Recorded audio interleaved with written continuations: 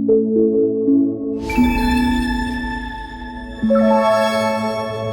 new report was released by the IPCC, which is an intergovernmental climate change panel of scientists. They last released one of these in 2013, and while a lot of the facts that they represent are remaining the same, it updates based on what has been done. Unfortunately, not a lot has been done. So the situation has gotten much, much worse than we had previously thought. And the major takeaway is that a lot of these things are now set. So a lot of the things like extreme weather conditions, those are sea levels as well. Those are likely to happen no matter what. Sea levels rising and staying at those very high levels is likely to remain that way for a very, very, very long time. The problem of which being that many people live in places where those sea levels are going to eventually rise above land. And so those people will have to move. Many of the places that this would affect are places that are not economically huge countries or anything like that. And so a lot of scientists believe that there's going to be a climate refugee crisis. And it now looks like that's going to be unavoidable. So there's a lot to take in. And so I'll go into some more bullet point items, and I'll try to spell them out a little bit more. This is widely reported on, but I'm currently looking at a USA Today write-up about it, and I've kind of looked around at a couple of other reporting that's been done on this subject. But the previous report expected 1.5 degrees Celsius of climate, of actual warming to happen by the 2040s. Now, they believe that by the early 2030s, we're probably going to hit that mark, and very likely to occur by at least 2040. Like I said, sea levels are going to continue to rise throughout the 21st century. It says cannot be reversed for at least several centuries. And then, they go through a lot of different things. They say the global mean sea level rose faster in the 20th century than in any prior century over the last 3 millennia. So in a lot of ways, they've also really, we've known for a very long time that this was human affected, human caused by the carbon emissions, but they've really nailed down and really, really supported that with hard data more than they ever have in the past. So, I'm thankful that scientists are researching this as hard as they are. We don't really have another choice. We need this data. It's also really depressing, so it's hard to take in. I meant to make this video yesterday, and I just was too depressed. So,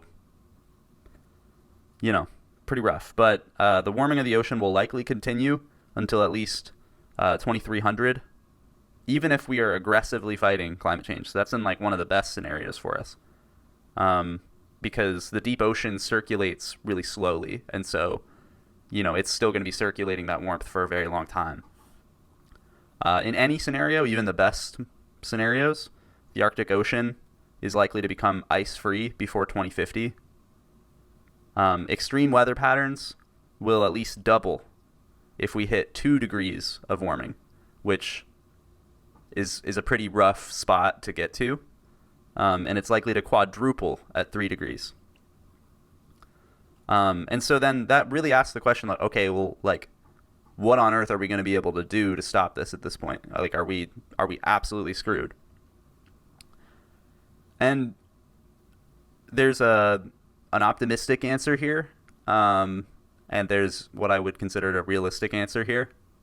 A lot of people have started to kind of come around to this perspective that we're screwed. The only way we're going to get through this is if some rich inventor comes up with a really great way to do decarbonization, which is just developing technology to suck carbon out of the atmosphere rather than just stopping creating it.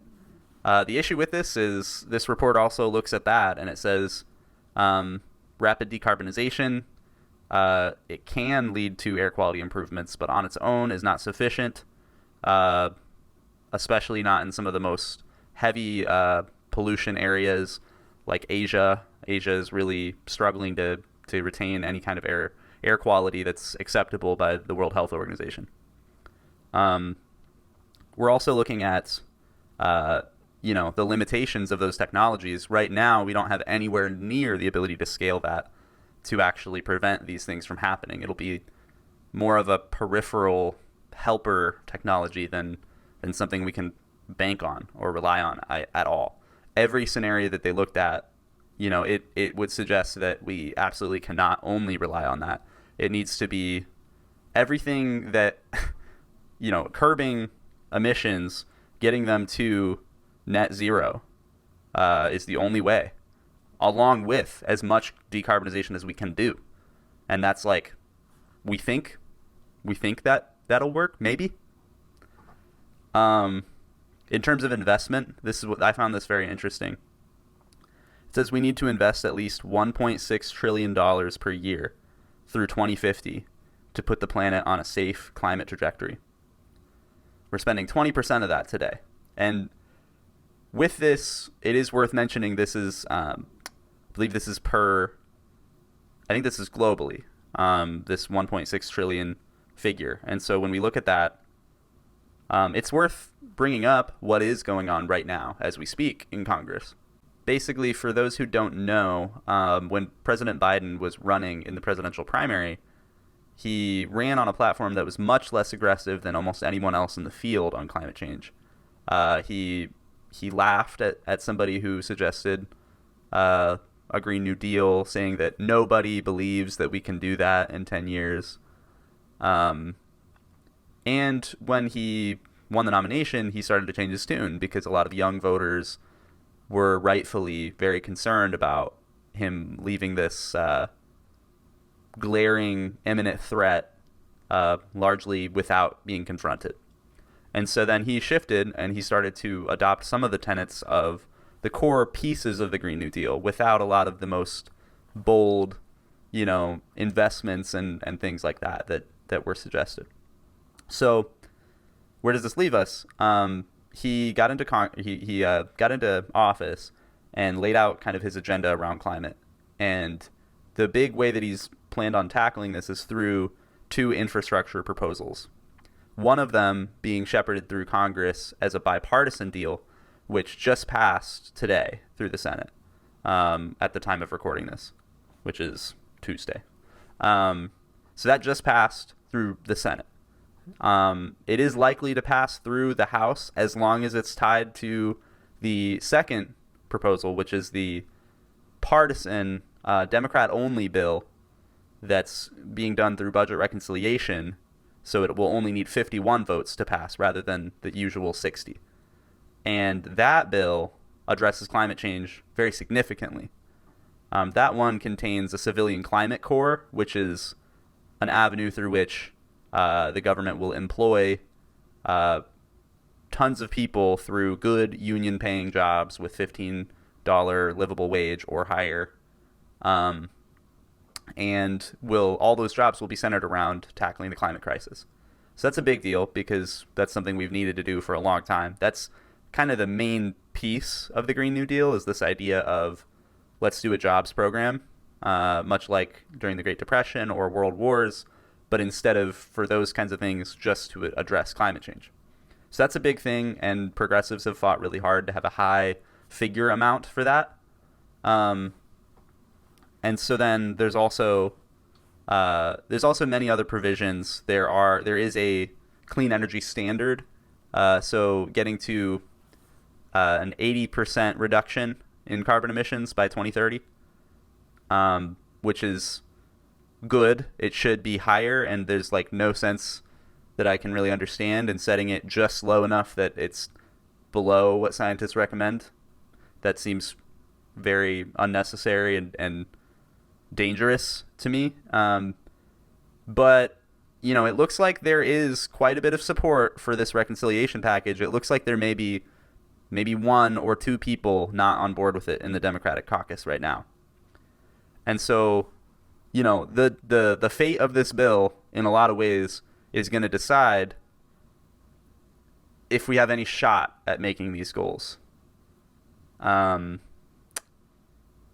If nothing passes, or if only the bipartisan bill passes, I mean, we're talking, you go through this whole term of President Biden, that's a 4-year period. We're looking at 2024, and it's likely going to be President Biden or, whoever the Republican candidate is, who likely won't do anything about climate change. And so we're staring down the barrel of a pretty rough, we're kind of cornered. And it might come down to I say it might. I think it is going to come down to mass movements to force politicians to respond to this, because I don't think this is going to get any better unless we shift the rhetoric dramatically. We absolutely need a Green New Deal. And right now, in Congress, if you can believe it, the Senate is voting on an amendment that would ban the Green New Deal from ever, which isn't an actual piece of legislation that you could it's not like a thing that you could just pass, and it just is, it's a concept, and it's a framework. That's what it is. And so there's not like a set figure in all of these things. It's not like there's a bill that you could just take on a vote right now and we're good. It was a framework. And so it's weird to be taking a vote on this. It's basically like trying to dunk on the Green New Deal's grave for no reason in a bill where we're doing a lot of things for, in the same way that the Green New Deal was suggesting. So Democrats decided to vote on that, and they many of them did vote on it, and they said, yeah, let's ban the Green New Deal. And so that's where we're at. The rhetoric needs to shift, and we honestly need to start being more aggressive to get these climate concessions. Biden needs to know that his legacy is going to be destroyed if he doesn't do major action on climate change. And the Democrats need to know the same thing. And to be honest, the Republicans need to know that. But unfortunately, for whatever reason, Republican voters, even ones that believe in climate change, have so far largely refused to hold their elected officials accountable, for most of them denying the existence of climate change. Some of them do think it's real, but that we should not do anything really major about it, and that we should oppose any sort of legislative vehicle through which to address it. I mean, does anybody honestly think that all of the U.S. corporations, all the world corporations are going to just wake up and decide, yeah, you know what, let's address climate change. It's time. We're going to go balls to the wall and we're going to address climate change immediately. That just isn't going to happen. The only way that this is going to happen is through central planning. If you're not in favor of central planning for anything ever, I mean, I get your principles behind that, but you got to look around. I mean, we are having record droughts, heat waves all around the country and the world. This is getting worse before our very eyes. If we don't address this through something at the scale of the Green New Deal or more, we are in deep trouble. The future generations, I mean, we're talking 2040, that the extreme weather conditions could double. I mean, they're so bad right now. I don't want them to double. I don't want them to quadruple. We're talking our lifetimes. We're talking a lot of these effects are rapidly accelerating. So, the time is now. We got to start organizing and forming groups that aren't based on political party, but are based on, hey, the fucking planet is burning. Let's address this. So, That's what I got to say. If you still are, super upset by the Green New Deal, just, I mean, you just got to do some reflection. What else then? If your solution is no on the Green New Deal, what do you propose that we do about climate change to meet this impending crisis? What's the other plan? What's the alternative? What is it? Because it sure doesn't look like there's any other alternatives than employing millions of people to fight the crisis and transform our energy grid from fossil fuels so that we can get to net zero carbon emissions. I mean, that is what the science has said. We've got to do this. There's no other way. And this isn't just American scientists or scientists from any particular location. This is intergovernmental. This is across the world that are all agreeing on all of these bullet points and have studied it, and they've shown the evidence, and this is thousands of pages of a report. We've got to do something. We've got to do something. And if anybody is sitting on the fence, I just need to urge you to take a look around and take a look at the gravity of the situation. People, as is, unpreventably now, are going to die as a result of inaction. When Congress punts on all of these climate bills and they dunk on the Green New Deal, people are now dying because of this failure to act. And those numbers of people that are dying for that are going to just go up. So if you've been on the fence, or if you're a conservative that is starting to get worried about climate change, I'm urging you that this should not be a partisan issue. If we make this a partisan issue, we're going to go extinct. So we need to start getting serious about addressing this in the way that it needs to be addressed. That's all I got to say about this, because goodness knows this is a topic that can definitely cause severe mental health effects. So my last note is, after you consumed this video, I recommend take a hot shower, drink some tea, do something that makes you feel good, do some self-care. I had to take a break from politics, and I almost never have to do that.